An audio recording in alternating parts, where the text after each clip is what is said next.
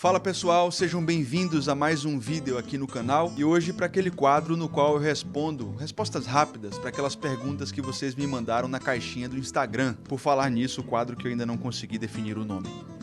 Engraçado que dessa vez, até por causa das manifestações durante o feriado, rolou muita pergunta sobre política. Eu evito me posicionar sobre essa temática porque percebo que num país tão polarizado quanto o nosso, isso às vezes atrapalha a minha missão, que é pregar o evangelho para as pessoas. Mas hoje vou me sentir mais à vontade para falar de política sem paixões e com toda a sinceridade, falando de fora de qualquer um dos dois extremos, porque penso que o evangelho que eu represento está muito acima de qualquer debate político emocionado. Espero que você entenda quando eu estiver embasando biblicamente, quando eu estiver trazendo algo que é minha opinião, e comente ainda que você discorde do que eu colocar por aqui. E é o seguinte, tem muita gente assistindo os vídeos aqui que ainda não se inscreveu, então não custa nada, se inscreve aí, dá aquela moral e aquela curtida no vídeo e não deixe de comentar. Vamos para a pergunta número 1. Você concorda que cristãos se envolvam com política? É claro que eu concordo. Eu concordo que cristãos se envolvam com política, concordo que nós tenhamos cristãos políticos. Acho que nós devemos nos envolver em qualquer esfera da sociedade, em todas elas, inclusive na política.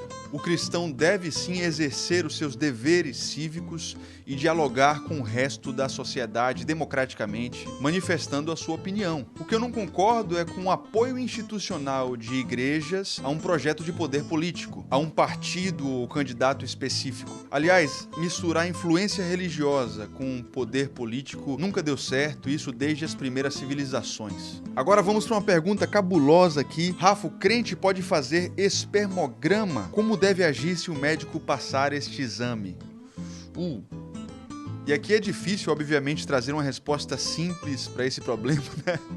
Sem dúvida, a autoerotização é pecado, o sexo é para o casamento, ponto final. Algumas situações mais sérias exigem uma flexibilização ética. No caso do espermograma, estamos falando de um exame que tem a ver com a limitação da medicina atualmente. Os médicos precisam analisar o sêmen do paciente e aquele material precisa ser coletado de alguma forma, geralmente vai precisar de estímulo sexual para isso. Às vezes envolve risco de vida, sei lá, um casal que não consegue engravidar, existe uma dúvida muito grande no processo e deve ser feito. Obviamente, respeitando a sua consciência com Deus, não faça nada que você tenha dúvida, não esteja seguro se é pecado ou não. Mas eu diria que se tratando de um problema médico que tem a ver com a sua saúde, você deve fazer. E antes que eu me esqueça, eu vou logo te avisando que muitas vezes eles preparam até material pornográfico para te entregar, para que você se estimule na hora, e aí sim eu não tenho nenhuma dúvida de que seria abominável ao Senhor.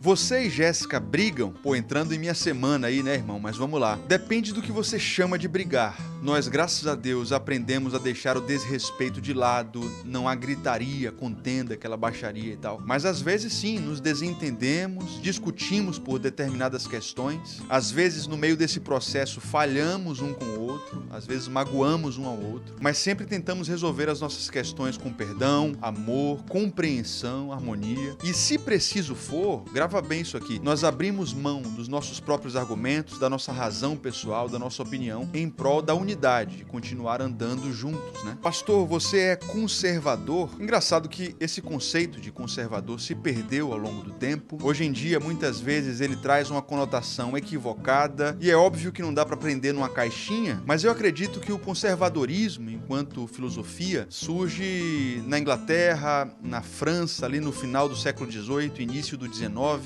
com pensadores como Edmund Burke, David Hume. Na França, com aqueles que eram contra os jacobinos e a favor do regime antigo, da manutenção do regime antigo. E por incrível que pareça, algo que muita gente se esqueceu, ou nunca aprendeu na verdade, é que a raiz do conservadorismo vem do ceticismo. Obviamente que não um ceticismo relacionado a Deus e à fé, mas um ceticismo relacionado ao governo e aos seres humanos, no final das contas. E por entender que o homem atual, na verdade, nunca vai ter segurança totalmente naquilo que acredita, o conservadorismo se levanta sendo avesso a grandes mudanças, e por isso é conservador. Ou seja, vale a pena manter as tradições que vieram antes de nós, os valores que aprendemos com os nossos pais. Vale a pena manter as instituições, mesmo quando a gente nem se lembra totalmente o porquê elas existem, porquê que essas fronteiras foram delimitadas pelos nossos antepassados, mas elas estão lá por algum motivo, e esse é o ponto. Isso não quer dizer que o conservador vai dizer, O lugar de mulher é na cozinha, por exemplo. Não é isso. Mas ele vai dizer que existe um motivo válido para que determinadas tradições persistam por milênios nas famílias, na religião, na política. Enfim, ser conservador significa que eu quero que o Estado não interfira na minha família, na minha propriedade, na minha fé, com nenhum tipo de alteração drástica ou talvez no atacado, né? Pequenas alterações no varejo são permitidas, mas o pensamento revolucionário é um problema nesse sentido. E significa que eu desejo que os marcos morais e as instituições sejam mantidas sem essas mesmas grandes mudanças. Você acredita que a comunicação com os mortos é possível? Eu vejo gente morta. Veja, não há base bíblica para dizer que é possível se comunicar com os mortos. É óbvio que existem textos polêmicos, mas não existe base bíblica concreta para ter certeza disso. Aliás, o que eu vejo na palavra de Deus é que quem consulta os mortos é proibido por Deus de fazer tal prática exatamente porque não é com os mortos que ele está falando, ok? Mesmo que a necromancia seja possível no final das contas, é uma prática proibida pela palavra de Deus. Você está falando, na verdade, com a mente enganosa de um médium, de um feiticeiro, de um adivinho. A comunicação ali se dá, ao meu entender, talvez com a paranormalidade do indivíduo ou com o espírito imundo que o possui. Vamos para a última pergunta de hoje. O que você achou das manifestações de 7 de setembro? Comente sobre o número expressivo de pessoas. Cara, é o seguinte, eu não sei por que vocês se surpreendem com isso, porque afinal de contas o Brasil decidiu em 2018, não faz tanto tempo assim, apesar de parecer uma eternidade,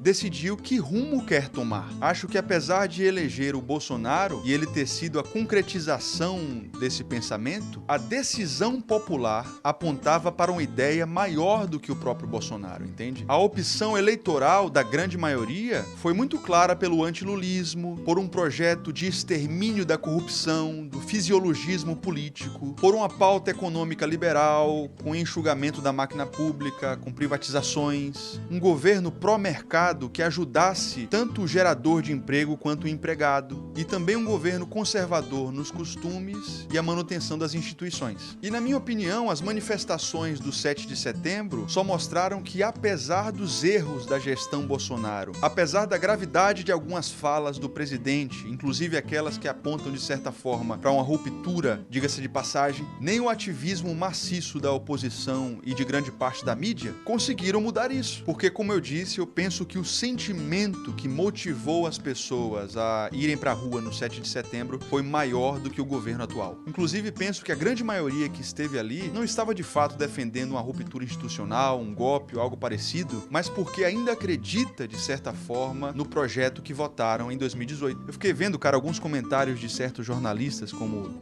Dora Kramer, o pessoal da Band News, Reinaldo Azevedo, meio que menosprezando a adesão popular nas manifestações. Ciro Gomes dizendo que aquilo não representava nem 1% da população brasileira e, segundo as pesquisas, isso não é verdade. Eu vi a própria Gabriela Prioli cometendo, na minha opinião, uma gafe, né, dizendo que as manifestações só tiveram esse vulto e encheram porque houve caravana e foram organizadas com bastante antecedência. E o meu ponto aqui é que eu não acho que esse seja o caminho, nem mesmo para aqueles que são oposição ao governo atual. Eu acho que o momento pede que o povo brasileiro, de forma geral, escute o que aqueles que se manifestaram têm a dizer. E isso vale tanto para as manifestações do dia 7, quanto para aquelas que virão, inclusive aquelas que são contrárias ao governo atual. E de certa forma, cara, eu acho que algo me deixa satisfeito nessa movimentação popular, seja pró ou contra governo, porque o que não dá, na minha opinião, é para o Brasil ficar do jeito que está. Algo tem que acontecer, e para uma mudança profunda acontecer,